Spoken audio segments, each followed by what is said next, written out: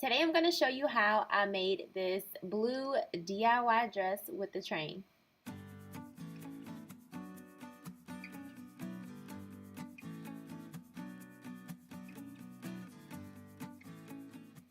I started off with 4 yards of fabric and I used a floral dress that I already made. This dress had a train on it as well, and since I wanted one I just used that as a pattern. I took the dress, folded it in half, and just went around and traced it with some white chalk I had.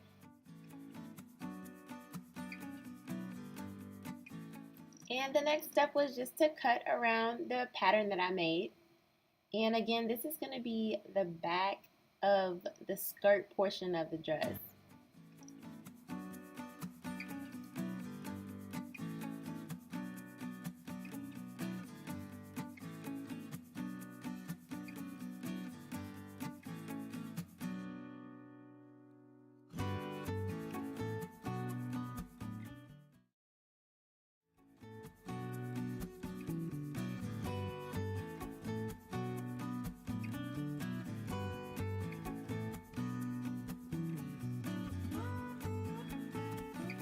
So after I made the bottom portion of my dress, which you can call it the skirt, I went on to create the top portion of my dress, which you can call the shirt.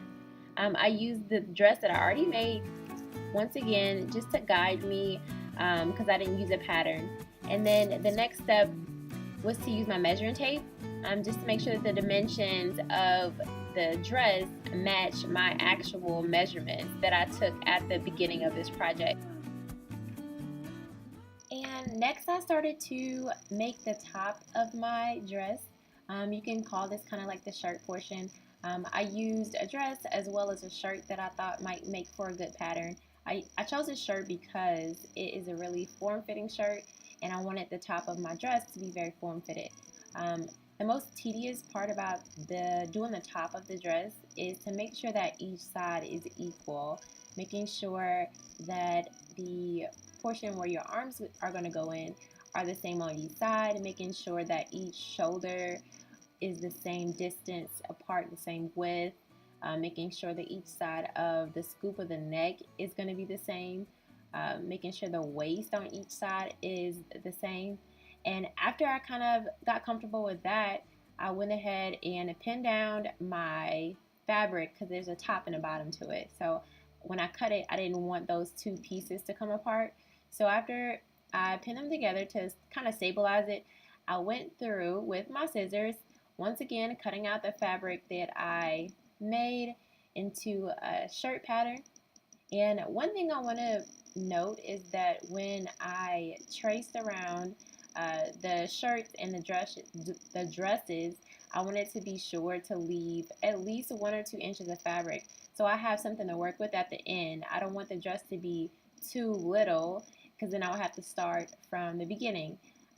It was really important that I had more than enough room, so that's something to think about. So moving on to the sleeves. I didn't have a pattern for the sleeves. I just kind of freehanded it, and by using my measurements and measuring tape. At the end, you're going to see that they kind of turn out looking like bells. The top of the sleeve is going to be rounded off, and what I'm doing now is the bottom of the sleeve, which is going to go around your wrist.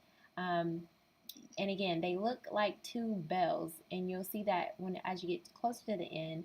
But on this part, it's really important to make sure that you are giving yourself enough space, making sure that you're using the measurements that you took of yourself, around your wrist, around the top of your arm, just to make sure that it's not going to be too tight. You also want it to be the right length. You don't want it to be like really high up on your arm unless you are going for a quarter length.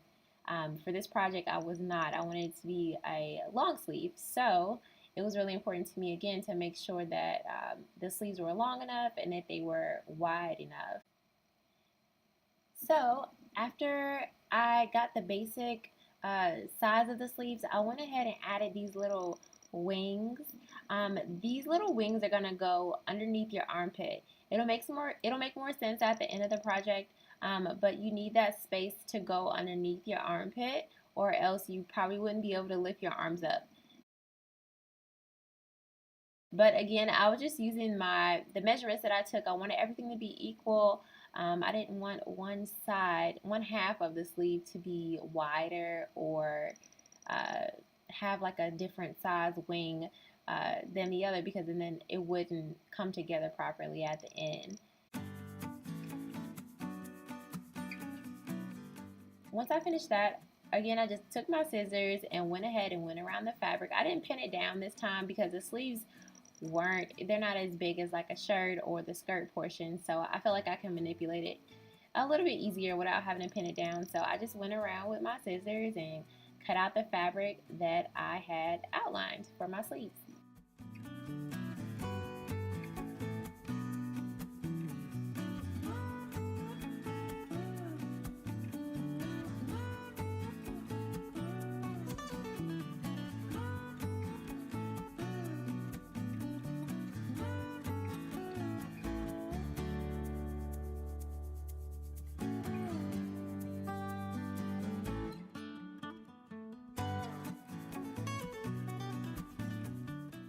So at this point, I'm pretty excited because I have all 4 pieces I need to put my dress together. I have the 2 sleeves, which is going to be furthest right. In front of that, I have the back of my dress, the skirt portion with the train. And then in front of that one, I have the front of my skirt portion. And then lastly, the shirt. So the final phase is me putting all of my pieces together now that I have all the pieces to my skirt and my top along with my sleeves. I put them all together. I started off with the skirt. I did a hem across the entire dress so that any fabric that's not going to be connected to the other one, it'll have a nice neat hem. And then once I had everything hemmed up, I put all my pieces together.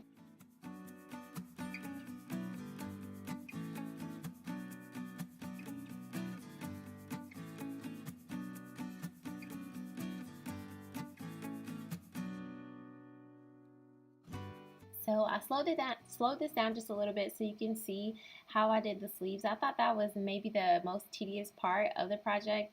Um, I started off by just pinning them down, and if you can see where the armpit portion is, there are those little wings that I mentioned earlier. And it's really important that I had enough space, again, to make sure that I could lift my arms, to make sure that there would be enough fabric to cover the whole of the shirt portion of the dress. So this part to me was probably the most challenging.